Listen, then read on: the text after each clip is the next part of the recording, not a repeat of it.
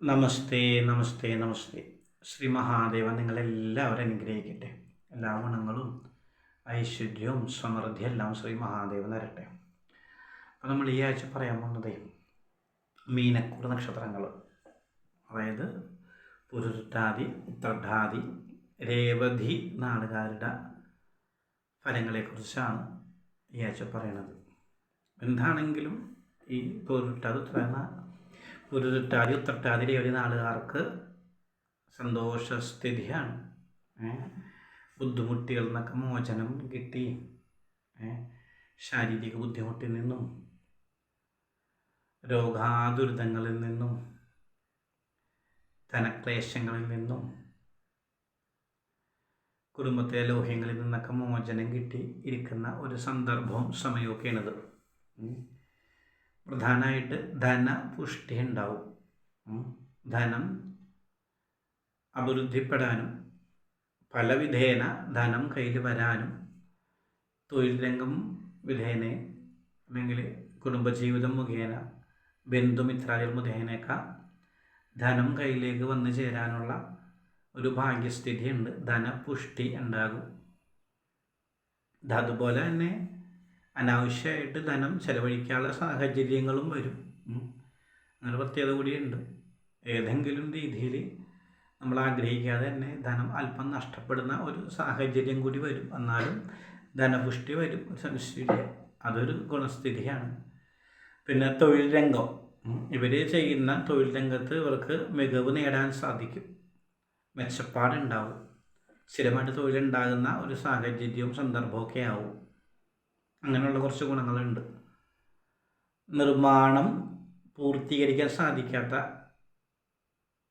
വീട്, അതായത് ബിസിനസ് ശൃംഖല, കച്ചവട സ്ഥാപനങ്ങൾ, അങ്ങനെയുള്ളതൊക്കെ ഉണ്ടെങ്കിൽ അതൊക്കെ വീണ്ടും പുനരാരംഭിക്കാനും പൂർത്തീകരിക്കാനൊക്കെ സാധിക്കും. അങ്ങനെയുള്ള കുറേ ഭാഗ്യങ്ങളുണ്ട്. പുതിയ പല സംരംഭം തുടങ്ങിയെങ്കിൽ അതൊക്കെ ഏറ്റവും ഭംഗിയായിട്ട് കൊണ്ടുപോകാൻ സാധിക്കും. ഗൃഹനിർമ്മാണം തടസ്സപ്പെട്ടിരിക്കണമെങ്കിൽ അത് വീണ്ടും പണി ആരംഭിച്ച് പൂർത്തീകരിക്കാൻ സാധിക്കും. എന്തെങ്കിലും കച്ചവടക്കാരിലൊക്കെ ഇറങ്ങിയിട്ടുണ്ടെങ്കിൽ അതെല്ലാം നല്ല ഭംഗിയായിട്ട് തന്നെ ഏറ്റവും നന്നായി തന്നെ പൂർത്തീകരിക്കാൻ സാധിക്കും. അങ്ങനെയുള്ള കുറച്ച് ഗുണങ്ങളുണ്ട്. വിവാഹാദി കാര്യങ്ങൾ നോക്കി അടുത്ത് വന്നിരിക്കുന്ന ആൾക്കാർക്കൊക്കെ അതൊക്കെ നടക്കാനുള്ള സാഹചര്യവും സമയവും ഉറപ്പിക്കാനുള്ള സന്ദർഭമൊക്കെ വന്നു ചേരും. അങ്ങനത്തെ ഒരു ഭാഗ്യസ്ഥിതി ഉണ്ട്.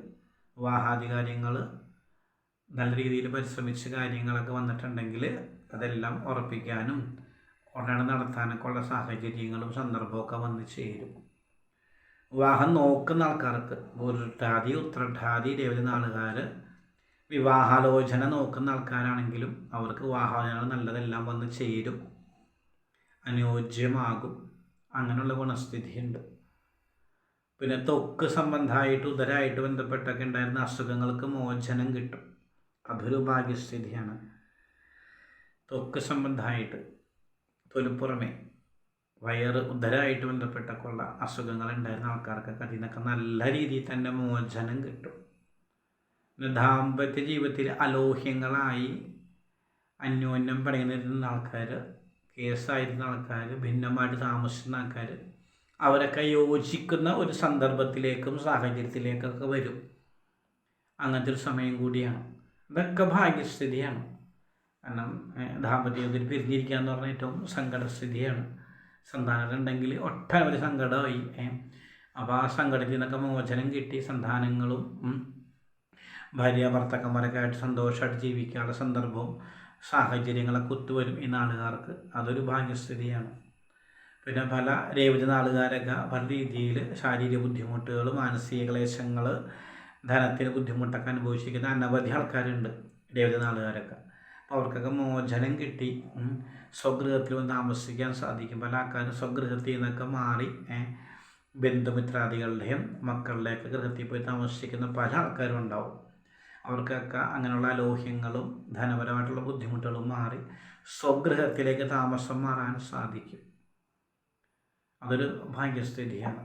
സന്തോഷമായിട്ട് സന്താനങ്ങളായിട്ട് ജീവിക്കാൻ സാധിക്കും രേവതി നാളുകാർക്കൊക്കെ.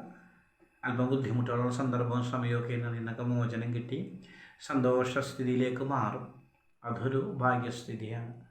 വാഹനാദി കാര്യങ്ങൾ പുതിയത് വാങ്ങിക്കാൻ സാധിക്കും.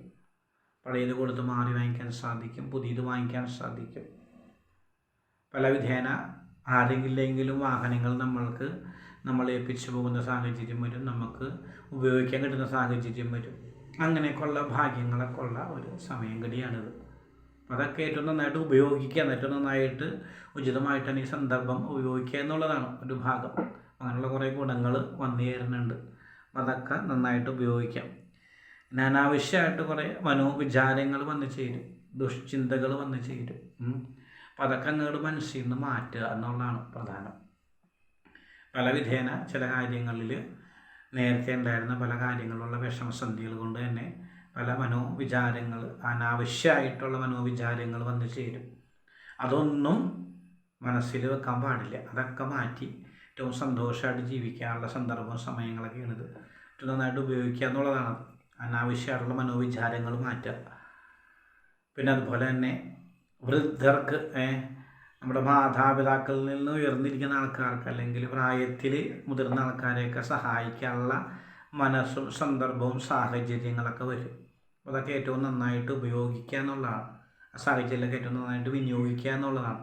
അങ്ങനത്തെ സാഹചര്യങ്ങളും സന്ദർഭവും സമയമൊക്കെയാണ് ഈ വന്നു ചേർന്നിരിക്കുന്നത്. അപ്പോൾ അതൊക്കെ ഏറ്റവും നന്നായിട്ട് ഉപയോഗിക്കുക. അതൊക്കെ ഏറ്റവും ആവശ്യമുള്ള കാര്യങ്ങളാണ്. പിന്നെ പറയുകയാണെങ്കിൽ സ്വജനങ്ങളുമായിട്ട് പല വിധേന നമ്മുടെ പല ബന്ധുമിത്രങ്ങളൊക്കെ ആയിട്ട് അകന്ന് ജീവിച്ചിരുന്ന ഒരു സാഹചര്യം ഉണ്ടായി, അലോഹ്യമായിട്ട് ജീവിച്ചിരുന്ന ഒരു സാഹചര്യം ഉണ്ടായി. അപ്പോൾ അതിൽ നിന്നൊക്കെ മോചനമായി നല്ല രീതിയിൽ തന്നെ അടുത്ത് ജീവിക്കാനും സഹപാഠികളോടും ബന്ധുമിത്രാദികളോടും അയൽപക്കക്കാരോടൊക്കെ ഏറ്റവും സന്തോഷമായിട്ട് മുന്നോട്ട് പോകാനൊക്കെ സാധിക്കും. ആലോഹ്യങ്ങളൊക്കെ മാറ്റി നിർത്തും. അങ്ങനത്തെ ഒരു സമയമൊക്കെയാണ് തുടങ്ങിയേക്കുന്നത്. അപ്പോൾ പല വിധേന ഗുണങ്ങളാണ്.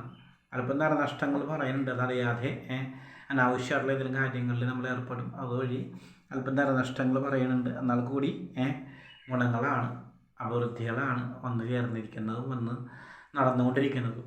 അത് ഏറ്റവും നന്നായിട്ട് ഉപയോഗിക്കുക എന്നുള്ളതാണ്. നമുക്ക് നല്ല സമയങ്ങൾ സന്ദർഭമൊക്കെ വരുമ്പോൾ നമ്മൾ ഏറ്റവും നന്നായിട്ട് ഉപയോഗിക്കുക എന്നുള്ളതാണ്. പല ആൾക്കാരും കമൻറ്റിലൊക്കെ ചോദിക്കാറുണ്ട്, പല നാളുകാരുടെയും കാര്യങ്ങൾ. ഇതേവരെ നല്ല കാലം വന്നിട്ടില്ല, നല്ല സന്ദർഭം വന്നിട്ടില്ല, ദോഷകാലം മാറിയിട്ടില്ല. നമുക്ക് ഒരു വിദ്യാഭ്യാസ കാലഘട്ടം കൃത്യമായിട്ട് പൂർത്തീകരിക്കാൻ സാധിക്കുന്നത് നമ്മുടെ നല്ല കാലമായതുകൊണ്ടാണ്, നല്ല സമയമായതുകൊണ്ടാണ്. ഒരു ഗൃഹനിർമ്മാണം തുടങ്ങി കൃത്യമായിട്ട് പൂർത്തീകരിച്ച് നമുക്ക് കയറി താമസിക്കാൻ സാധിക്കുന്നത് നമ്മുടെ നല്ല കാലമായതുകൊണ്ടാണ്, നമ്മുടെ നല്ല സമയമായതുകൊണ്ടാണ്.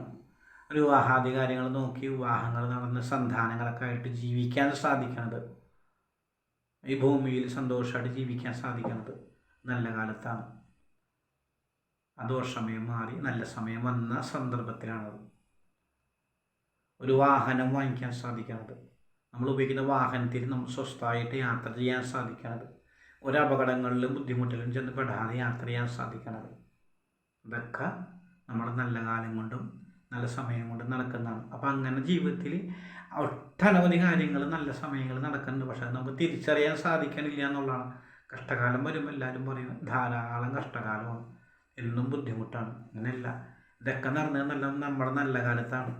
വിവാഹം നടന്നത്, ഒരു വീട് പണിതത്, വിദ്യാഭ്യാസ കാലഘട്ടം പൂർത്തീകരിച്ചത്, ഒരു തൊഴിൽ രംഗം പഠിച്ച് തൊഴിൽ കയറാൻ സാധിച്ചത്, വാഹനങ്ങൾ അപകടം കൂടാതെ ഒരു ബുദ്ധിമുട്ടും കൂടാതെ ഉപയോഗിക്കാൻ സാധിക്കണം, സന്തോഷമായിട്ട് ജീവിക്കാൻ സാധിക്കുന്നത്, ഇതൊക്കെ നമ്മുടെ നല്ല കാലത്ത് സംഭവിച്ചിരുന്ന കാര്യങ്ങളാണ്.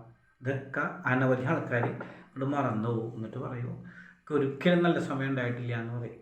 അപ്പം എന്താണെങ്കിലും ഈ നാളുകാർക്ക് ഉചിതമായിട്ടുള്ള നല്ലൊരു സന്ദർഭവും സമയമൊക്കെയാണ് തുടങ്ങിയേക്കുന്നത്. കുറേ കാലമായിട്ട് കഷ്ടകാലങ്ങളായിരുന്നു. അപ്പോൾ അതിൽ നിന്നൊരു മോചനമായൊക്കെയാണ് ഈ നാളുകാർക്ക്.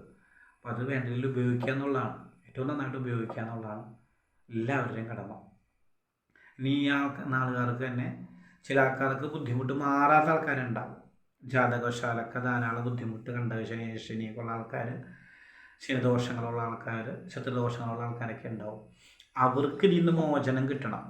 അതിനുണ്ട് വഴിപാട് പരിഹാരങ്ങൾ. ഈ നാളുകാർക്ക് ഏറ്റവും പ്രധാനമായിട്ട് ചെയ്യാൻ പറ്റിയത് അയ്യപ്പ സ്വാമിക്ക് എള്ളുതിരി നിര്യാഞ്ജനം കത്തിച്ച് പ്രാർത്ഥിക്കുക. അത് ഒരു ദുരിതത്തിൽ നിന്ന് മോചനം കിട്ടാൻ വളരെ വിശേഷമാണ്. ഭദ്രകാളി ദേവിക്ക് കടുംബായുസം, പുഷ്പാഞ്ജലി എന്നിവ നടത്തി പ്രാർത്ഥിക്കുക. അത് ഈ നാളുകാരുടെ ബുദ്ധിമുട്ട് മാറാൻ വളരെ വിശേഷമാണ്. അതുപോലെ തന്നെ മഹാദേവന് ജലധാര കഴിച്ച് പ്രാർത്ഥിക്കുക, കരിക്ക് നേദ്യം കഴിച്ച് പ്രാർത്ഥിക്കുക. അതുവരെ അനുഭവിക്കുന്ന ബുദ്ധിമുട്ടിൽ നിന്ന് മോചനം കിട്ടാൻ വളരെ വിശേഷമാണ്. മഹാദേവന് കരിക്ക് നേദ്യം, ജലധാര, ഭദ്രകാളിക്ക് കടുംബായുസം, പുഷ്പാഞ്ജലി, അയ്യപ്പന് എള്ളുതിരി, നീരാഞ്ജനം. ഇത് എല്ലാം കഴിക്കണമെന്നില്ല. നമ്മളെ കൊണ്ടാവുന്ന വഴിപാടുകൾ കഴിച്ച് അടുത്തുള്ള ക്ഷേത്രത്തിൽ പോയി പ്രാർത്ഥിക്കാം. ദുരിതങ്ങളൊക്കെ അങ്ങോട്ട് മാറി സന്തോഷാനുഭവങ്ങൾ ഉണ്ടാവട്ടെ. എല്ലാവർക്കും വേണ്ടി പ്രാർത്ഥിക്കുന്നുണ്ട്. ശ്രീ മഹാദേവൻ നിങ്ങളെല്ലാവരും അനുഗ്രഹിക്കട്ടെ. നമ്മുടെ വീഡിയോസൊക്കെ ഇഷ്ടമാവുന്ന ആൾക്കാർ സബ്സ്ക്രൈബ് ചെയ്യുക, ഷെയർ ചെയ്യുക, ലൈക്ക് ചെയ്യുക. നമ്മളുടെ ഈ സംരംഭം പ്രോത്സാഹിപ്പിക്കാം. നിങ്ങൾക്ക് എല്ലാവർക്കും എല്ലാ ഗുണങ്ങളും ഐശ്വര്യവും സമൃദ്ധി എല്ലാം ശ്രീ മഹാദേവൻ തരട്ടെ. ശുഭദിനാശംസകൾ, എല്ലാ നന്മകളും നേരുന്നു. ഓം നമഃ ശിവായ, ഓം നമഃ ശിവായ, ഓം നമഃ ശിവായ.